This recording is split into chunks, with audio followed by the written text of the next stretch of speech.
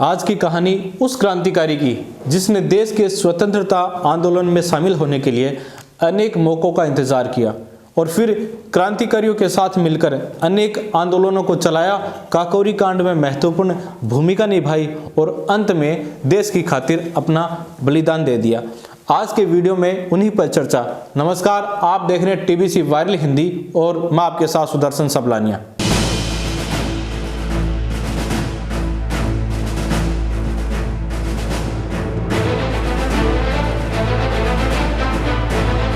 नौ अगस्त 1925 की रात को हिंदुस्तान सोशलिस्ट रिपब्लिकन एसोसिएशन, जिसे पहले हिंदुस्तान रिपब्लिकन एसोसिएशन के नाम से जाना जाता था, से संबंधित भारतीय क्रांतिकारियों के एक समूह ने काकोरी के पास एक ट्रेन को लूटा।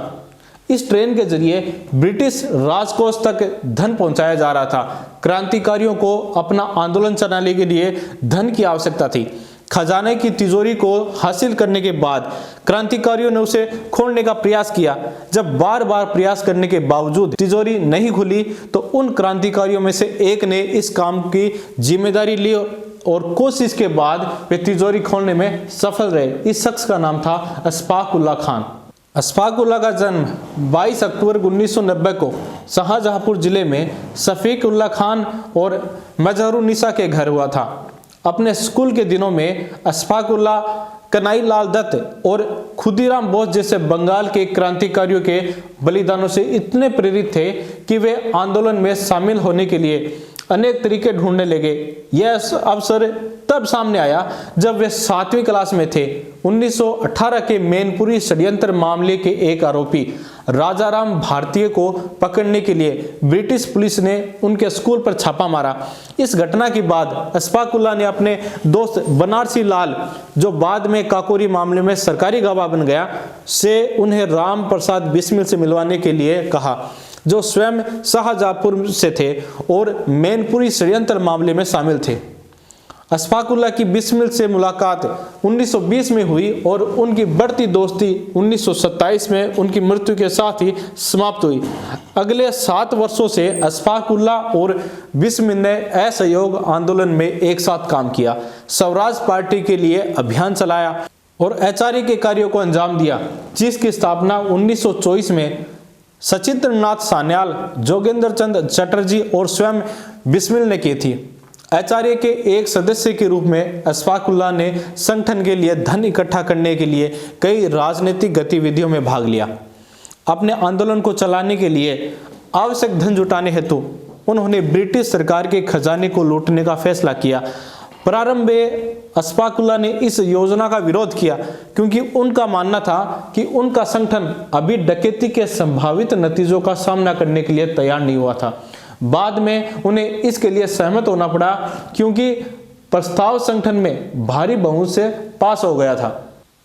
काकोरी कांड के बाद अशफाक उल्लाह ने सफलतापूर्वक खुद को गिरफ्तार होने से बचा लिया और गणेश शंकर विद्यार्थी की मदद से शाहजहांपुर से भाग निकले और नेपाल से होते हुए डाल्टनगंज, जो वर्तमान में झारखंड में है, वहां पहुंच गए, जहां उन्होंने 6 महीने तक एक क्लर्क के रूप में काम किया। परंतु डाल्टनगंज में अशफाक उल्लाह नौकरशाही के नीरस काम से ऊब गए और उन्होंने अपनी राजनीतिक गतिविधियों को फिर से शुरू करने का फैसला किया। वे अजमेर चले गए, जहां वे अर्जुन लाल सेठी नामक एक राष्ट्रवादी के घर ठहरे।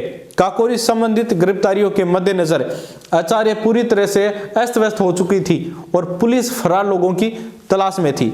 स्थिति की गंभीरता को देखते हुए अशफाक उल्लाह ने अफगानिस्तान के रास्ते से सोवियत संघ जाने का फैसला किया।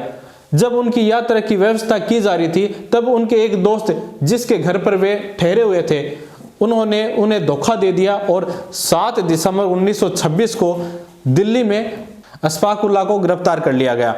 बाद में उन्हें फैजाबाद लाया गया और काकोरी कांड मामले में आरोपित किया गया और 3 अन्य क्रांतिकारियों के साथ उन्हें मौत की सजा सुनाई गई। अपने छोटे लेकिन अति सक्रिय क्रांतिकारी कार्यकाल में अशफाक उल्लाह ने हसरत और वारसी के उपनाम से कई कविताएं और शेर लिखे, जिनमें से कुछ भावी क्रांतिकारियों के लिए उद्घोष बन गए। जब अशफाकुल्लाह जेल में थे तब ब्रिटिश पुलिस ने उन्हें अपने साथी क्रांतिकारियों के खिलाफ गवाही देने के लिए राजी करने की कोशिश की। उन्होंने अशफाकुल्लाह को लालच देने के लिए भी कई हथकंडे अपनाए और उनकी मुस्लिम पहचान को भी हथियार बनाया। सच्चे राष्ट्रवादी और देशभक्त अशफाकुल्लाह खान अपने रुख पर अडिग रहे और उन्होंने खुशी खुशी फांसी के फंदे को गले लगा लिया। अपने साथियों राम प्रसाद बिस्मिल और ठाकुर रोशन सिंह के साथ अशफाकुल्लाह खान को 19 दिसंबर 1927 को फैजाबाद में फांसी दे दी गई। फांसी पर चढ़ाए जाने से पहले अशफाक ने यह कविता लिखी, तंग आकर हम उनके जुल्म से बेदाद से चल दिए सुए अदम जिंदाने फैजाबाद से। इस देश का दुर्भाग्य है कि मुसलमानों को केवल आतंकवादी ही समझा जाता है, परंतु अशफाकुल्लाह खान की यह कहानी हमें बताती है कि बहुत से मुसलमानों ने इस देश को बचाने के लिए अपने जीवन तक का बलिदान दे दिया है। आज के वीडियो में बस इतना ही। आपको हमारा ये वीडियो कैसा लगा कमेंट बॉक्स के जरिए हमें जरूर बताएं और साथ ही हमारे चैनल को सब्सक्राइब कर लीजिए ताकि अगले वीडियो की नोटिफिकेशन आपको मिलती रहे। Sudarshan Sablania, TBC viral Hindi.